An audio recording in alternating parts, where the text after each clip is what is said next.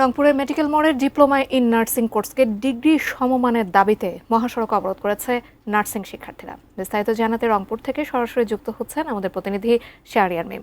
শাহরিয়ার, আমরা দেখেছি যে বেশ কয়েক দফায় আসলে তারা এই বিক্ষোভ কর্মসূচি পালন করেছেন। আপনার কাছ থেকে সেখানকার সর্বশেষ চিত্র জানতে চাই।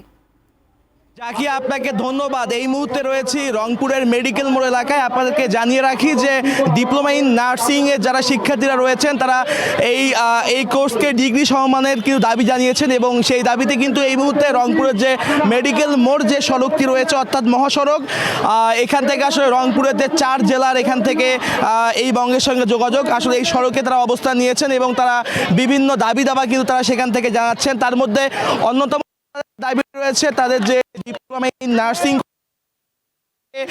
তারা আসলে ডিগ্রি সমমান চায়। আমরা যদি এই পথে একটু কথা বলার চেষ্টা করি, আপনাদের অবস্থানটা মূলত কি? আসসালামু আলাইকুম, আমি প্রাইম নার্সিং থেকে বলতেছি। আমার নাম মোসাম্মদ সুরভি খাতুন।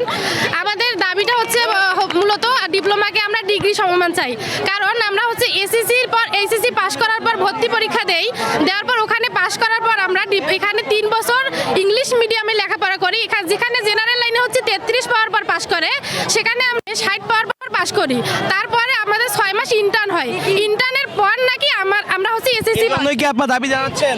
অবশ্যই, এই জন্য আমরা মানুষের ভোগান্তি হচ্ছে না? মানুষের ভোগান্তি তো আমরা করতে চাই না। আমরা 21 দিন গত নিশ্চয়ই আপনারা শুনছিলেন যে এই রংপুরের মেডিকেল মোড় সড়কে শিক্ষার্থীরা এখন অবস্থান নিয়েছেন। মহাসড়কটি এখানে প্রায় 30 মিনিটেরও বেশি সময় ধরে বন্ধ রয়েছে। সবকিছু মিলে এখান থেকে এই ছিল আমার কাছে সর্বশেষ। জাকিয়া।